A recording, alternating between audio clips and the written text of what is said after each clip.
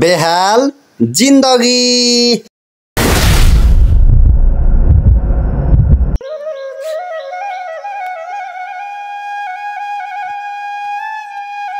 म त बर्बाद भई अब त साइलीले झुटो पनि बोल्या हुन सक्छ, त्यसलाई पनि बर्बाद पार्दिन्छु। अब यसलाई सजाय दिन चाहिँ को मान्छे हुने होला?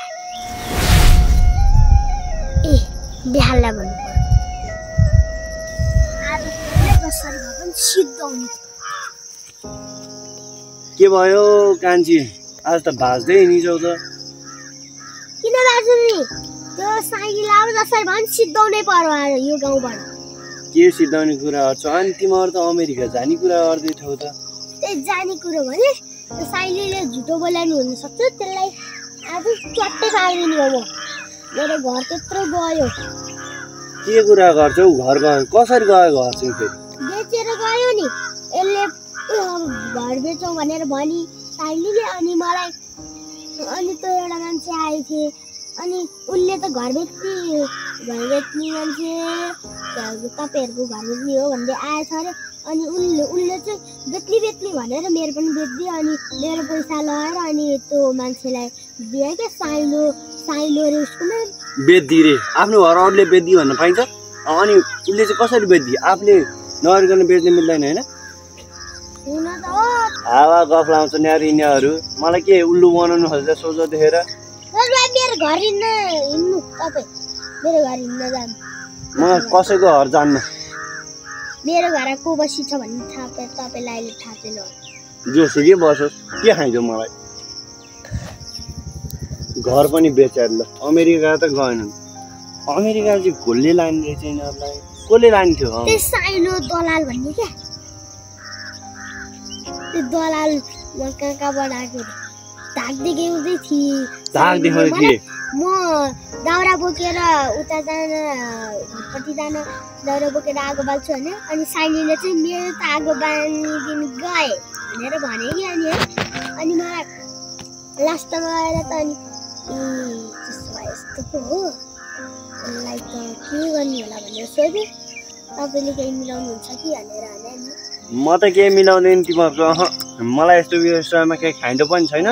तिमीहरू आफै बुरुक भएको हो, मलाई केही सुनाउनु पर्दैन। जब एउटा को मान्छे आयो भने 25 लाख भने त्यो सानो पैसा हो? आमा मलाई त सम्झिँदा पनि आत्तिन्छु म त। अनि त्यो कसले लगाएको थाहा छ त? यसले दिथे, मलाई त केही थाहा छैन। म त भात तरकारी पकाएर बसिछु।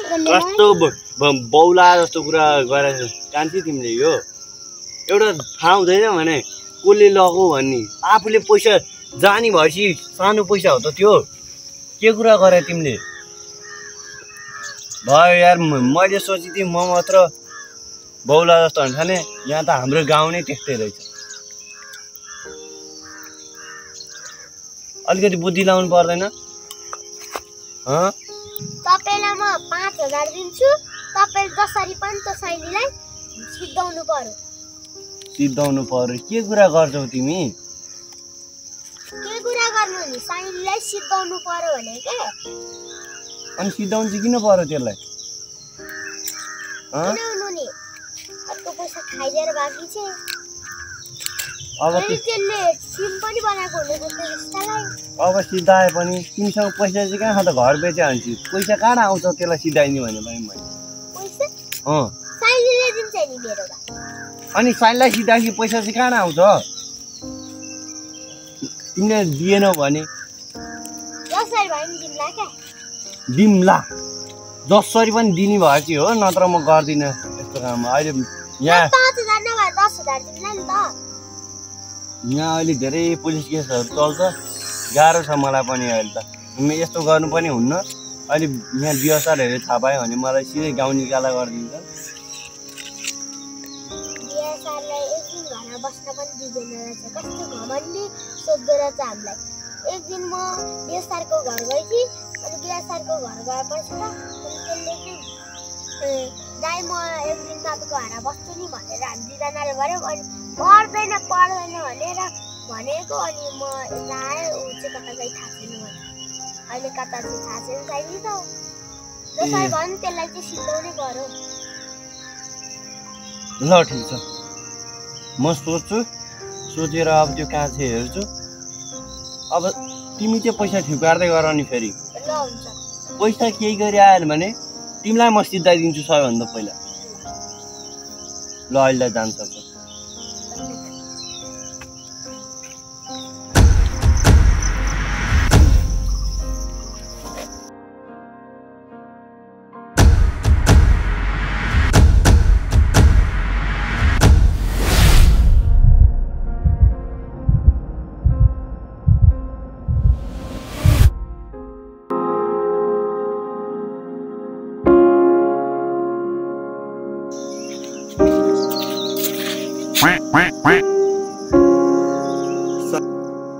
साइली त यता रहेछन् के गर्दैछिन् हो अब त्यसलाई छोड्दिनु खुर्पा यहीँ छ धार पनि लागेको छैन अहिले अब यसले कसरी छप्काउने होला त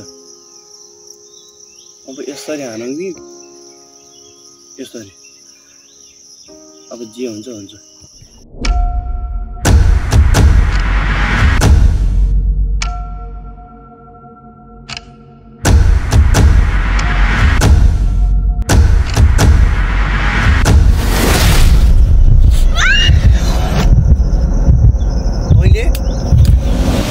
सरी पनि त्यो कान्छी पैसा दिनु कि नदिनु मैले आएको हो र दिन छाड त मलाई तैँले पुलिस केस हाल्दैछु तँलाई पुलिस केस हालिहाल तँ दिने भयो म छोडिदिन्छु नत्र यहीँ मारेर हिँड्छु के गर्छस् त चोट मैले खाएको होइन मैले कहाँबाट ल्याउनु पैसा अनि दिने के गर्ने भयो छिटो भन है भोलिसम्म नदिने भए म छोडिदिन्छु नत्र मारिदिन्छु त मैले आयो हो र छोड्दिनँ तँलाई कसले लगाएको भयो त म पुलिस केस गरिदिन्छु चोट मलाई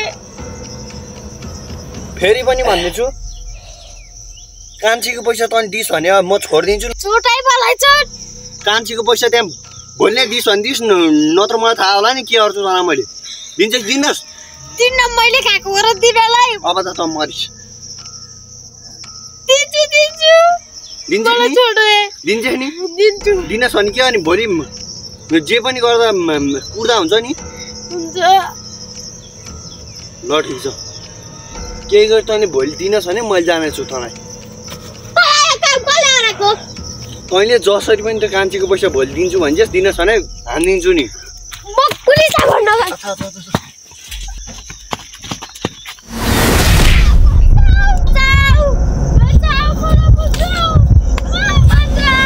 जसरी पनि त्यसको पैसा दिने अलिक ठुलो बस्नु भन यसले त कराउनु पो थाल्यो त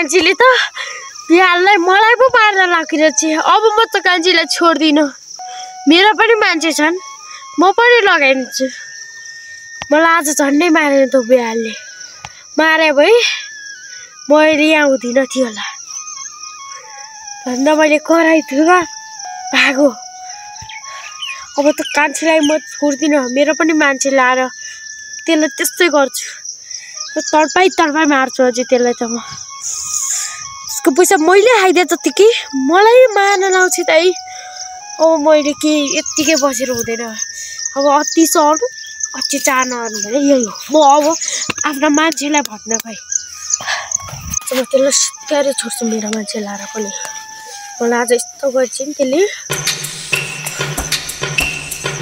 अब त्यो बिहानले के अरू होला एकचोटि हेर्न जान्छु आउँदैछु त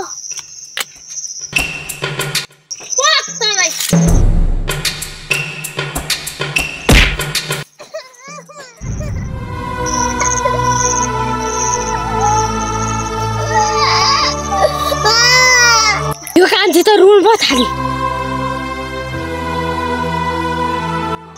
त्यसलाई सिधाउँछु भनेर हिँड्ने चाहिँ आफैलाई सिधाइदिए परिछु नि अब बिहालाई पैसा त दिनु परिहाल्यो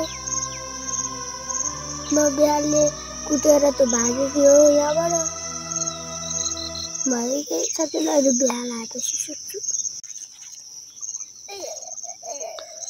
ठोकाइदिए